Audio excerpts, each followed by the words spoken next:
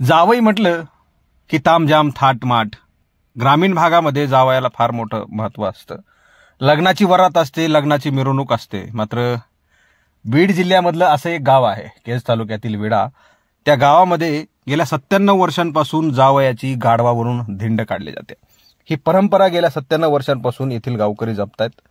यंदा संतोष जाधव या गावातले गाढवावरून धिंड काढण्याचे मानकरी ठरलेले आहेत.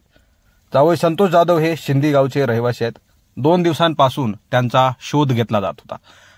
यावर्षी या परंपरेला कुठेतरी खोडा लागत असल्याचं आपल्याला पाहायला मिळत होतं.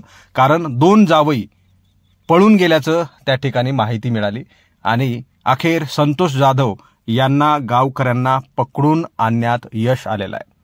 97 वर्षांपासूनची ही परंपरा गावकरी जपत आहेत. मात्र संतोष जाधव यांनी बोलत असताना स्वतः खंत व्यक्त केलेली आहे. परंपरा जपावी लागते म्हणून ह्या सगळ्या गोष्टी करायच्यात, असं संतोष जाधव यांनी म्हटलंय.